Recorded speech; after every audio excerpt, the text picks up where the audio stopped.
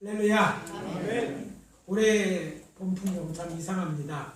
예년 이맘때쯤면 봄을 알리는 꽃소식이 넘쳐나고 또 산과 들에는 나들이 가는 사람들로 북적거렸습니다. 어제 뉴스에 보니까 전국 최대의 이제 벚꽃 군락지죠. 경남 진해에는 이제 봄바람에 따라서 하얀 벚꽃이 만개해 있는 것을 볼 수 있었습니다. 그런데 코로나 여파로 해서 매년 이 이제 진해 분황제 400만 명 정도 온다고 그러더라고요. 이 축제가 취소돼서 돌아다니는 사람도 없고 여러 사람들이 이제 찾지 않아서 갈 때 끔쳤던 그런 거리 모습을 이렇게 보게 되었습니다. 아무튼 공휴일이나 평일 할 것 없이 길거리에 사람 지나다니는 그 모습을 찾아보기 힘든 때입니다. 밤에도 마찬가지죠. 오죽했으면 장사하는 사람들이 손님이 없어 상점문을 닫고 있습니다. 관광버스 이 시간에 관광버스 빌리기도 힘든 때였거든요. 예전 같으면. 근데 관광버스가 다 차고지에서 나오지 못한 지 오래됐다고 합니다. 그래서 우리 보면 교회 밖에 큰 길에 차들을 많이 세워놓잖아요. 예, 차들이 몇 대 앉아 있어요. 그러니까 큰 버스 이런 것도 아예 차고지에 갖다 놓고 꺼내놓지도 않고 또 사람들이 최소한의 이동을 하지 않아서 그런 일이 아닌가 이렇게 생각을 합니다. 그렇다고 봄은 와서 꽃은 펴 있어요. 수성화도 피고 벚꽃도 피고 또 들꽃들도 피어 있는 것을 보게 됩니다. 이렇게 봄은 꽃 피는 계절이죠. 뿐만 아니라 봄은 씨 뿌리는 계절이기도 합니다. 우리나라에서는 전통적으로 이제 봄에 논두렁을 갈아엎고 벽씨를 뿌립니다. 한해 농사를 시작하는 것이죠. 논밭에 씨를 뿌려 하는 것이기 때문에 이제 봄에 할 일이고 또 그런 일이 지금 벌어지고 있으면 지금 확실히 봄이 온 것이 사실입니다. 그런데 농사 짓는 얘기도 요새는 뉴스에 나오지 않습니다. 봄이 돼서 꽃이 만발하고 농사짓는 일은 벌써 시작됨에도 불구하고 저를 비롯해서 온 국민, 아니 온 세계가 코로나19에 사태에 아주 함몰되어 있습니다. 그도 그럴 것이 아직도 우리나라에서 하루 발생하는 신규 확진자 수가 100명을 넘나들고 있습니다. 그 집단 감염 사태도 계속 일어나고 있습니다. 또 세계적으로 대유행되어서 코로나 확진자와 사망자 수가 미국, 이탈리아, 이란 등으로 연일 폭발적으로 늘어나고 있습니다. 심지어 그동안 올림픽 때문에 아마 이제 발표하지 않을 것이다 이렇게 진단검사하지 않을 것. 일본 또한 이제 적극적으로 이제 검사를 시작하고 확진자 수가 급격히 늘고 있는 것입니다. 출구가 보이지 않기 때문에 지금 더 이렇게 걱정되고 이런 사태가 벌어지고 있나 생각이 듭니다. 하지만 분명한 것은 우리나라 국제사회의 분위기가 어떠하든지 지금이 봄인 것이 틀림없는 사실입니다.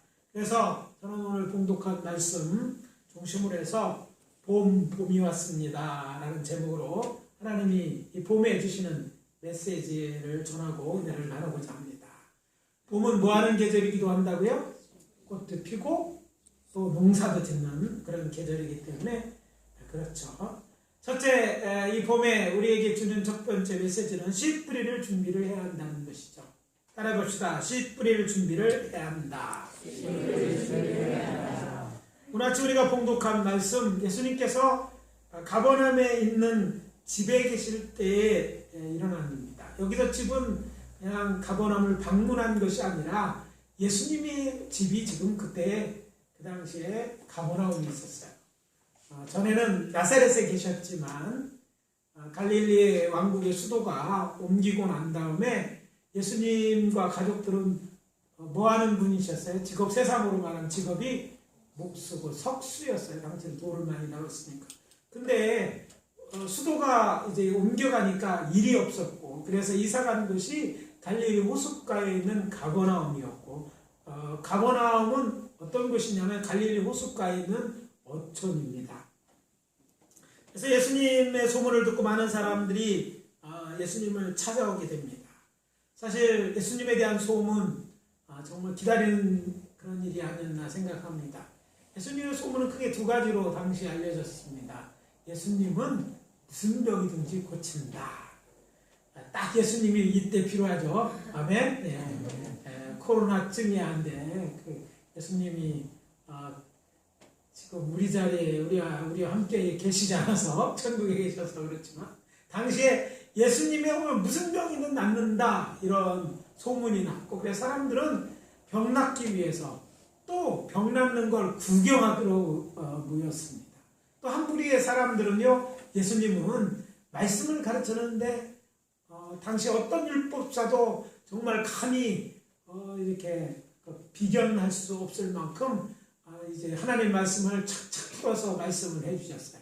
사실 예수님은 말씀이 육신된 분이 아닙니까? 하나님이기 때문에 정확하게 그 말씀의 뜻과 이런 걸 풀어주셨기 때문에 그 말씀을 드리는 사람들이 이제 몰려들었어요. 그래서 살아온 사람들이 많으니까 동네에서는 할 수 없겠죠. 동네 체육관이 있는 것도 아니고. 그래서 예수님은 그 무리들을 몰고 다니시는 분이 있으니까 나오셔서 가버나움 이제 근처에 있는 언덕 있는데 호숫가에 있는 언덕으로 가셨어요. 오늘날에 보면 그 언교에 7개의 샘물이 있는 곳에 대한 얘기를 하는데, 그런 언덕에 가신 다음에 사람들을 거기에 앉게 하시고 자신은 갈릴리 호숫가에 배를 띄워놓고 배 위에 앉으셨다고 하는 거죠.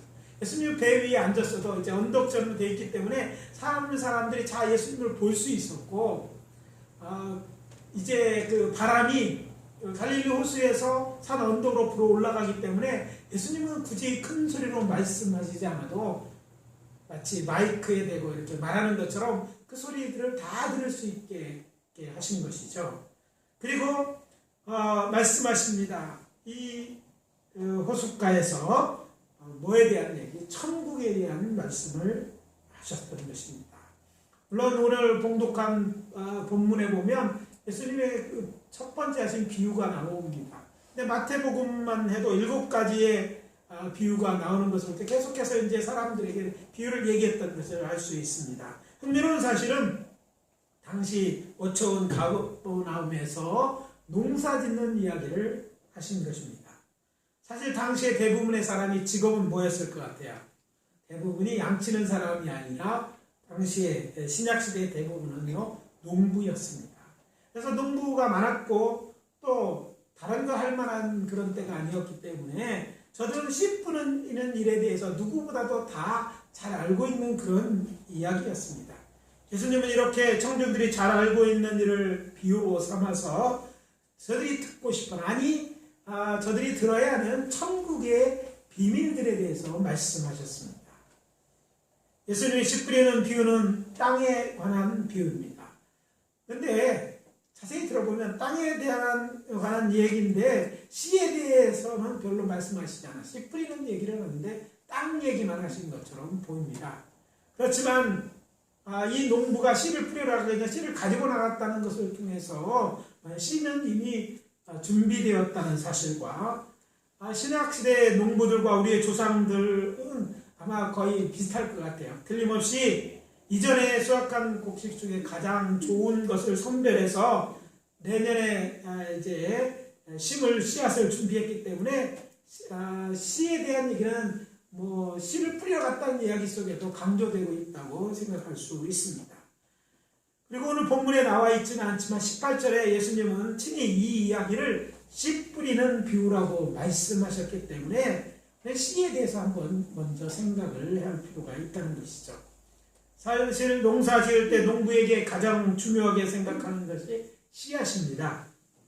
왜냐하면 이것이 수확과 열매의 질을 결정하기 때문입니다.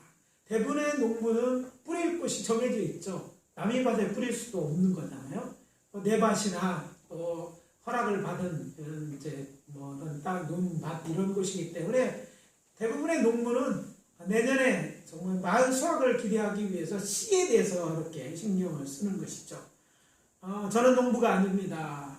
우리 예일교회 개척하고 나서 포도도 심고 감도 심고 밭에 뭐 고추 심어봤는데 그 전에 별로 그런 현재 기억이 없어요. 그럴 땅도 없었고 도시에 살다 보니까 자라다 보니까 이런 것을 거의 안 했는데 아무튼 쌀 얘기를 들어보니까 쌀이라고 다 똑같은 쌀이 아니더라고요.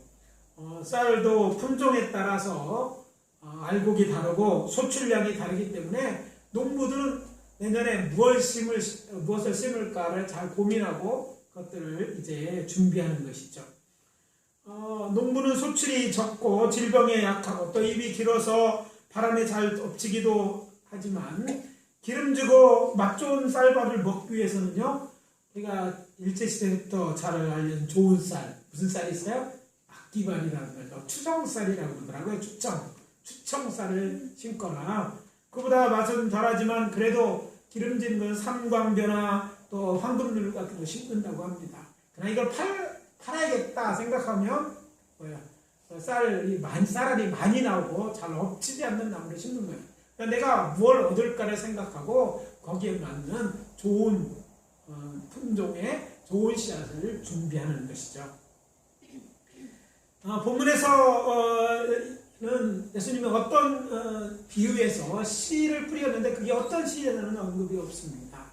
그렇지만 당시 이스라엘의 주식이 밀과 보리였어요. 쌀 농사는 안 졌으니까 그 중 어떤 것 하나였을 것입니다. 그러나 그것을 언급하지 않은 것은 크게 이 비유에서 중요하지 않습니다. 중요한 것은 왜 씨에 대한 얘기를 하냐면, 여러분 씨 뿌려달 씨가 만약 생명이 없는 죽을 씨였다면 어떻게 될까요? 아무리 열심히 뿌리고 아무리 좋은 밭에 뿌려도 소출이 없을 것이기 때문에 분명한 사실은 씨에서 죽은 씨냐 아니냐 이런 거예요. 살아있는 씨인가 아닌가가 중요한 포인트라는 것이죠. 생명이 있는 씨에서부터 새로운 싹이 나고 또 새로운 생명부터 열매가 이어지는 것입니다. 그 다음에 이제 품질인 것인데 이 비유는 좋은 씨앗을 준비하고 나갔음에 틀림이 없다는 것을 알 수 있습니다. 왜냐하면 비유에 등장하는 씨, 좋은 씨를 뿌렸다고 하실 수 있는 근거가 바로 이어지는 것을 땅에 대한 이야기를 하신 다음에 이어지는 비유가 또 씨에 대한 비유죠. 좋은 씨를 제 밭에 뿌린 사람과 같다는, 그러니까 좋은 씨를 뿌려야 된다는 건 너무나 다 잘 알고 있는 얘기고 언급한 것을 봐서 앞에는 땅에 대해 강조하고 있지만 그 씨는 좋은 씨였다고 생각할 수 있습니다. 왜냐하면 둘 다 천국의 비유는 공통점을 갖고 있고 또 농사에 있어서 좋은 씨와 땅 모두가 중요하기 때문에 농사꾼이 아니더라도 아닌 예수님이라 할지라도 이 좋은 씨를 뿌렸다는 것 또 그렇게 청중들은 들었을 것입니다. 자, 다시 본문으로 돌아가서 이 비유에 대해 씨는 19절에 무엇이라고 설명되어 있느냐면 천국 말씀이라는 것을 알 수 있습니다. 아무나 천국 말씀을 듣고 깨닫지 못할 때가 있다. 여기서 천국 말씀은 뭐라고 되어 있어요? 씨는 곧 천국 말씀이라는 이야기를 할 수 있습니다. 천국 말씀은 오늘 본문의 두 개의 벽을 뚫는 마가복음 4장 14절에서 이 씨는 말씀이라고 되어 있고 또 누가복음 8장 11절에 하나님의 말씀으로 되어 있는데 이 말씀이 바로 씨이고 이 씨는 복음으로 되는 하나님의 말씀으로 이해할 수 있는 것입니다. 복음은 예수님을 나의 주 나의 하나님으로 마음으로 믿고 입술로 고백할 때 천국에 들어갈 수 있습니다. 이게 복음의 내용인 거예요. 다른 복음은 없다. 예수를 믿지 않고 천국에 갈 수 있는 일이 없다. 그것도 예수를 어떤 행위가 아니라 믿음으로 얻는 구원. 이것이 기쁘고 복된 소식이에요. 이 복음의 씨가 뿌려질 때 저들은 천국 갈 수 있기 때문에 그 천국의 복음입니다. 그래서 우리는 이 세상 사람들에게 이 천국의 복음, 생명의 복음이 전해져야 되고 또 우리 모두 바로 이 복음을 믿어 영생을 약속받은 사람들이기 때문에 우리는 우리가 구원 얻은 것처럼 세상 사람들이 구원을 얻도록 이 천국의 씨앗 복음을 전해야 될 줄 믿습니다. 믿음은 들음에서 난다고 그러잖아요. 복음을 전하는 자가 없으면 들을 수 없습니다. 그러고 생각해 보니까 이번 코로나19로 제일 타격 있는 건 교회 안에서 한정해 볼 때 어쩌면 예배가 아니라 전도라는 생각이 듭니다. 사람들이 다른 사람을 만난 것을 꺼리고 또 모이지 못하게 합니다. 사회적 거리 두기를 강조하다 보니까 우리 교회를 비롯해서 그래도 예배는 일주일에 한 번씩 드리지만 못하는 게 전도가 아닌가 생각을 합니다. 복음 전할 기회를 얻기 쉽지 않은 것이죠. 교회에 대한 사회적 인식 또한 거의 바닥입니다. 이제 얼마 전에 TV에도 그런 얘기를 했지만 6만 개 정도의 한국의 교회가 있어서 5만 5천 개에서 6만 개의 교회가 있는데 사실 문제가 된 교회는 10교회가 안 됩니다. 계속 교회에 대한 얘기를 강조하고 마치 교회가 위험 집단처럼 이야기되고 있고 그래서 교회에 대한 의식이 굉장히 부정적입니다. 어떤 분들은 이제 이렇게 생각을 왜 교회에서 자꾸 정부가 하는데 예배드리는 거에 방해하느냐. 예, 거기는 분명히 이야기할 수 있습니다. 그런데 사회에 대한 인식 또한 우리가 무시해서는 안 되죠. 그래서 저희들이 교회 밖에도 우리가 이거 지킨다고 얘기해놓고 이렇게 하는 것은 나름대로 일종의 세상을 향해서 우리는 예배를 드리지만 당신들이 생각하는 집단 위험의 그런 요소를 갖지 않고 최소한 이 정도는 지키고 있다고 이렇게 표현하고 있는 것입니다. 아무튼 교회가 마치 오늘 전염병을 확산하는 전염병 온상인 것처럼 이제 알려지고 있는 것 때문에 교회 복음 전하기가 참 쉽지 않습니다. 교회는 이 교회 예배드리라고 전염되지 않았더라도 교인들이 딴 데 어렸던 그것이 교인이면 이게 문제가 되는 그런 때이죠. 근데 이렇게 하다 보니까 정작 수많은 사람들이 이제 세상을 떠나게 되고 복음을 들어야 되는데 복음을 전할 기회를 자꾸 잃어버리는 것입니다. 그래서 이 코로나 사태를 겪으면서 참 이런 생각을 하게 됩니다. 물론 코로나가 걸리든지 안 걸리든지 우리는 한 번은 다 죽는 거 아니에요. 정말 중요한데 이것 때문에 우리 복음 전하는 것을 멈춰서는 안 된다는 생각을 갖게 되었습니다.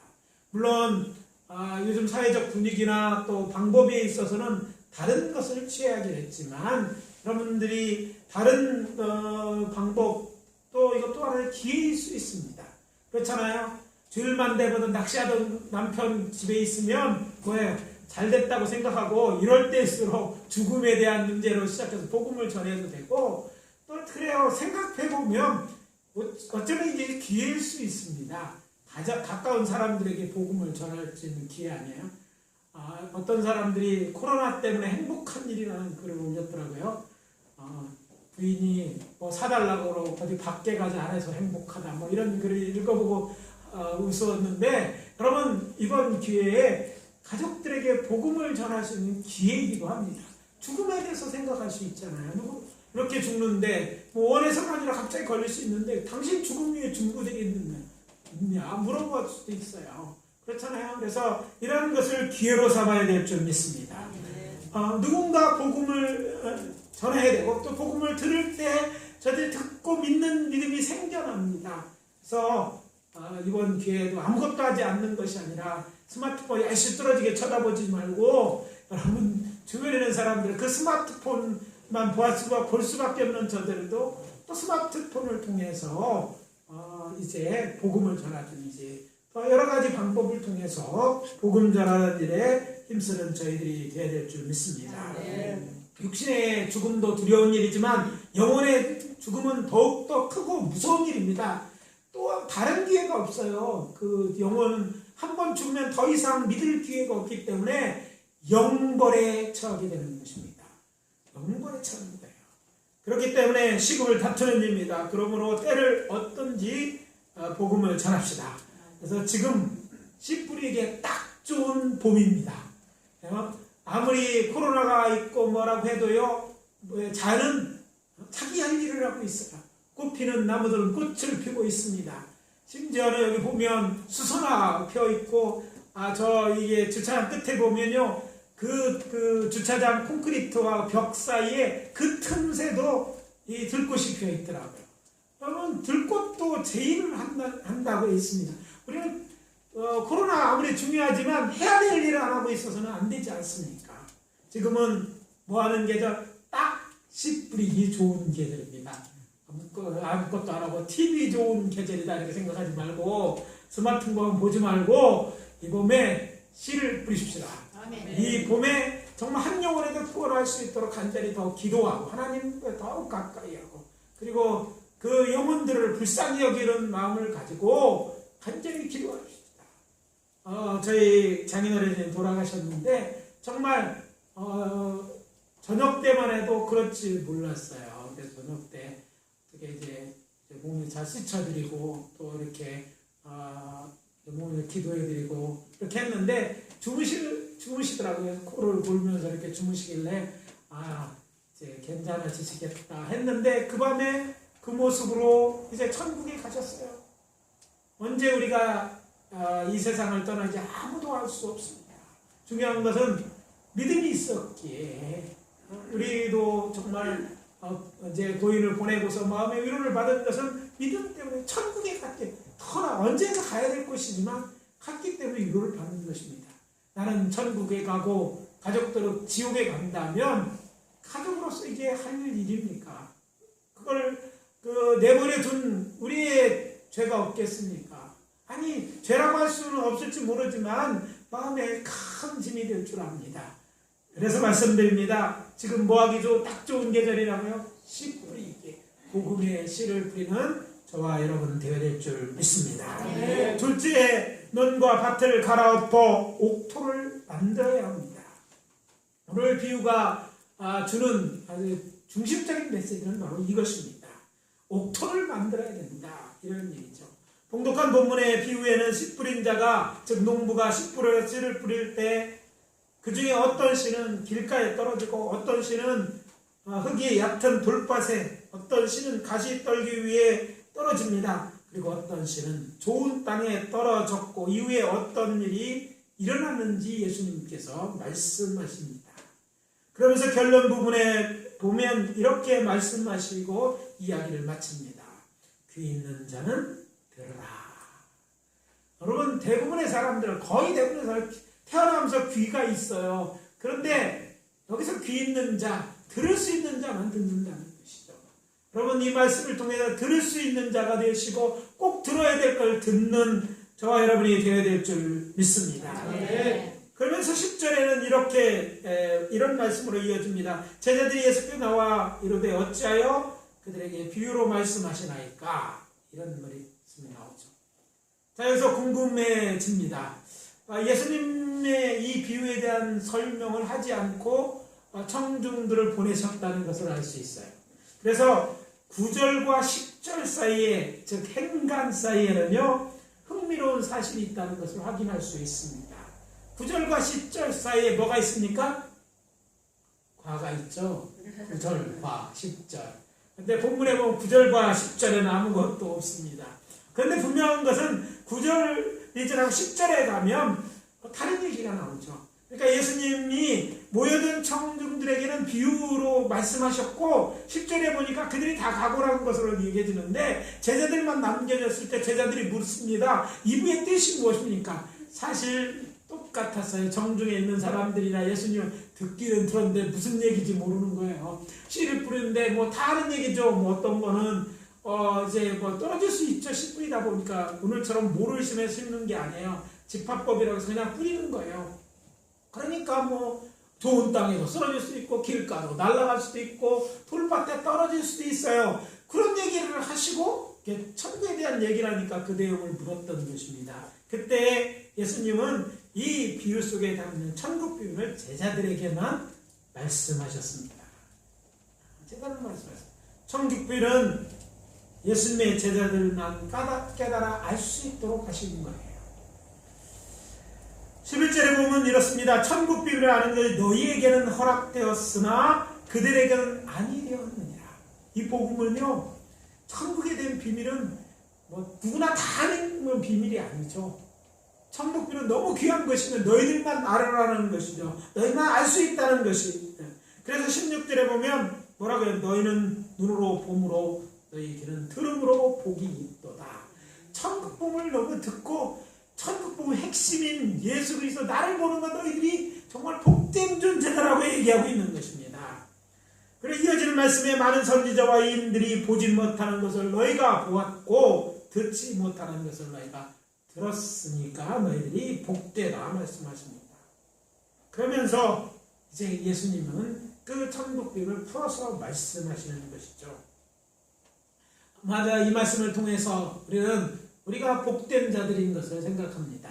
예수님의 첫 번째 제자들이 이거 복되다고 얘기하셨지만 이 말씀은 우리도 예수님의 제자들처럼 똑같이 예수를 믿는 제자들이기 때문에 우리 또한 이 복을 누리는 줄 믿습니다. 믿어주면 아멘. 아멘. 그러면 중요한 건 뭐냐? 우리는 이제 알아들을 수 있도록 이 말씀을 통해서 예수의 제자들이 알게 되는데 말씀의 내용입니다. 천국의 비밀, 예수님이 친히 당신의 제자들에게 설명해 주신 천국 비밀은 무엇인지 그 비밀의 문을 열어봅니다. 첫째, 천국 비밀이, 천국 말씀이 사람들에게 들려진다 할지라도 모든 사람이 그 말씀을 듣고 천국에 들어가는 것이 아니라는 거예요. 예수님의 비유의 내용이 그렇습니다. 예수님의 비유에는 첫 번째 마음밥을 소유한 사람들에 대해서 나옵니다. 그들이 어떤 자입니까? 길가 같은 마음을 소유한 자들이다. 예수님은 그걸 설명하시죠. 저들은 어떤 자인지 말합니다. 천국 복음을 들어도 마음이 길가처럼 단단히 굳어져 있으므로 씨가 뿌려졌어도 뿌리를 내리지 못하고 새들이 와서 먹어버렸기 때문에 곧 19절의 말씀처럼 악한 자가 와서 그것을 빼앗아 감으로 결국에 천국에 들어가지 못할 것이라 말씀하시는 것입니다. 그래서 결론은 뭡니까? 천국은 아무나 들어갈 수 있는 곳이 아니라는 것입니다. 이것이 예수님이 말씀한 첫 번째 천국의 비밀입니다. 어떤 신학자는 이렇게 말합니다. 하나님은 좋으시고 사랑이 많으시고 자비로운 분이시기 때문에 결국에 모든 사람은 구원해 주실 것이다. 이렇게 가르칩니다. 하나님께서 세상을 사랑하사 당신의 아들을 세상에 보내어 그것도 십자가에 못 박혀 죽음만 봐도 하나님이 얼마나 사랑하는지 알 수 있지 않느냐. 그런 하나님께서 우리들을 그냥 천국에 못 들어가게 할 것이냐. 좀 고생은 시키겠지만 결국에 가서 나 구원해 주실 것이다. 그렇게 말합니다.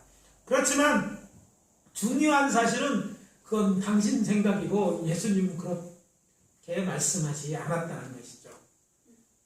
물론 그렇게 믿는 것은 그 사람들의 자유입니다. 그러나 이 비유를 통해서 분명하게 알 수 있는 것은 천국은 모든 사람이 갈 수 있는 것이 아니다. 기다? 뭐예요? 아니다. 천국은 갈 수 있는 자만이 간다. 이런 얘기죠. 그리고 두 번째 비밀은 두 번째 이제 밭에 드러나 있죠. 밭은 뭐 읽어보면 다 나오는데 흙이 얕은 이제 돌밭에 대한 얘기가 나옵니다. 이 마음의 밭을 소유한 사람들은 어떤 사람들인지 20절과 21절에 예수님이 설명하시는데 그들은 천국 복음을 듣고 즉시 기쁨으로 받아들이나 돌밭이 있기 때문에 돌에서 이 씨가 자라지 못하잖아요. 그래서 흙이 별로 없어서 깊이 뿌리지 못하고 잠시 견디다가 환난이나 핍박이 일어나면 넘어져 믿음을 잃어버리게 되고 결국 천국에 가지 못할 것이라는 말씀입니다. 천국은 끝까지 죽는 순간까지죠. 들은 복음 곧 예수 그리스도를 구주로 믿는 믿음을 지켜야만 들어갈 수 있습니다. 이게 두 번째 비결이에요.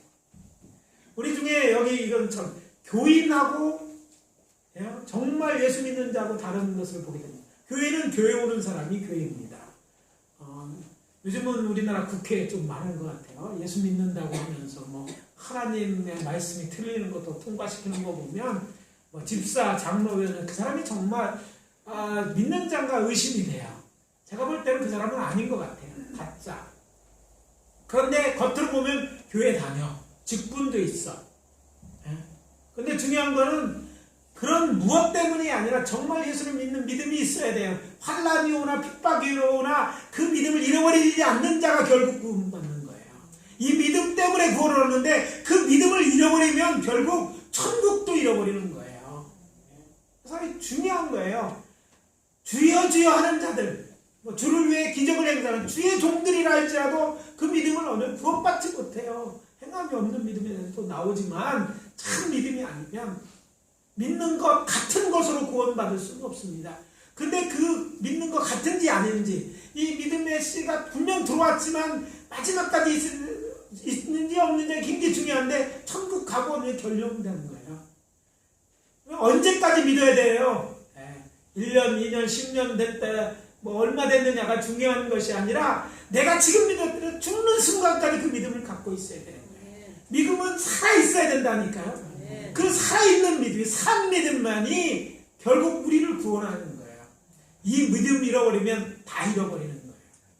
근데 안타깝게 많은 사람들이 이 복음에 대해서 듣고 기뻐합니다. 내 죄가 용서받고 믿기만 하면 구원 얼마나 좋아요. 세상 말로 공짜인데. 그런데 중요한 다른 것이 생기면 내 그 믿음이 먹고 사는 어떤 금전 때문에 무역이 되면 뭐 믿으면 다른 건데 그걸 가볍게 얘기해요. 그리고 그걸 보고 재물을 쫓아가고 세상대로 살다 보면 뭐예요?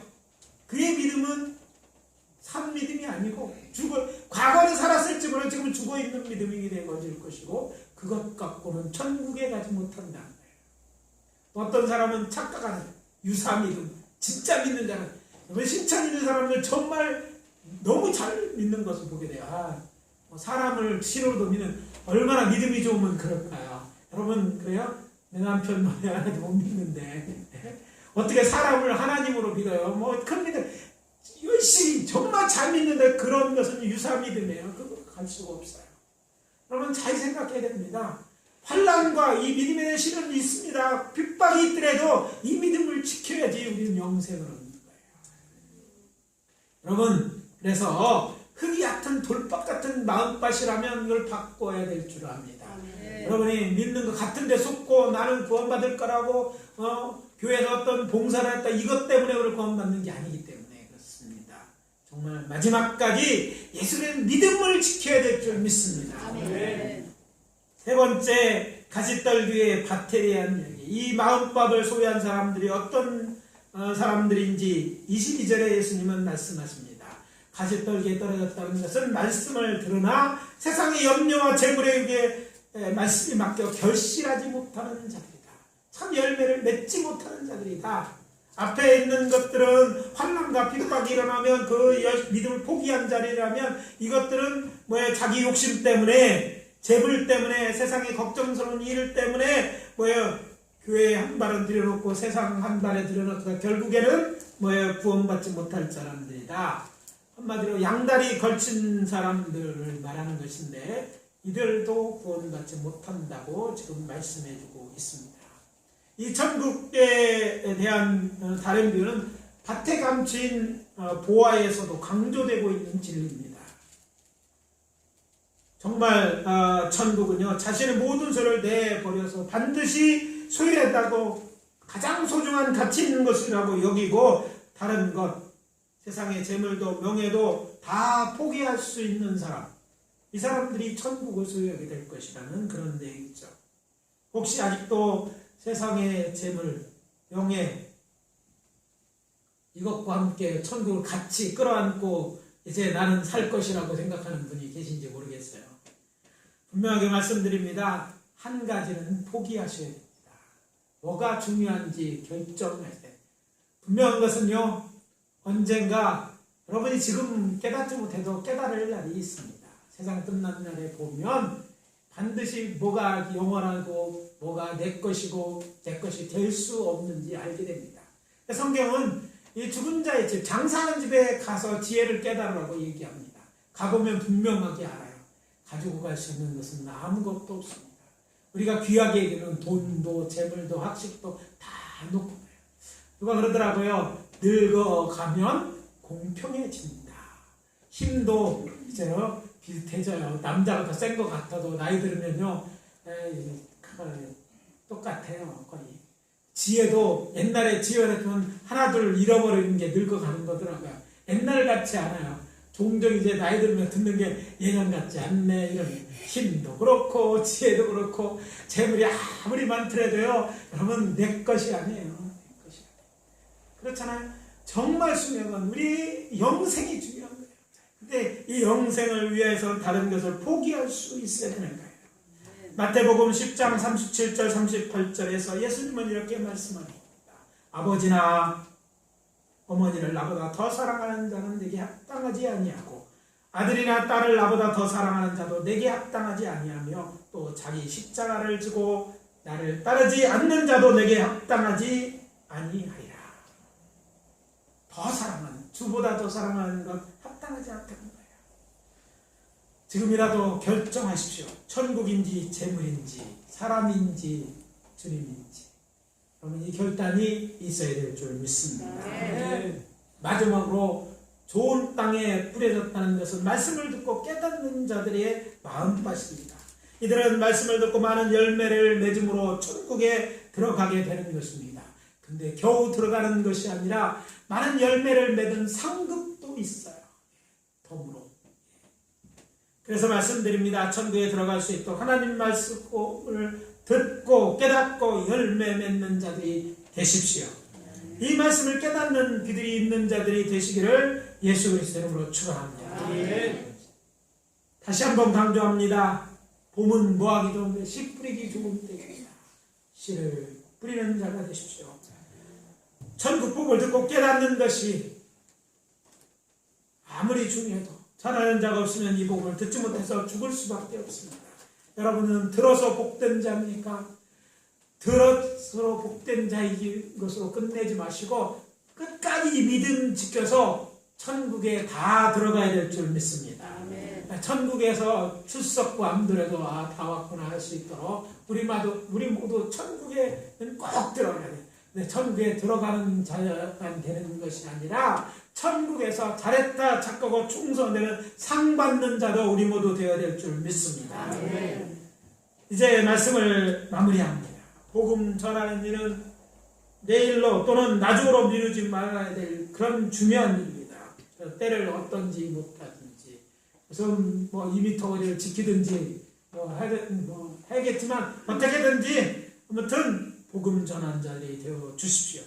시편 120편 6절의 말씀을 전함으로 오늘 말씀을 마무리합니다. 울며 씨를 뿌리러 나가는 자는 반드시 기쁨으로 그 곡식방을 열고 돌아오리라.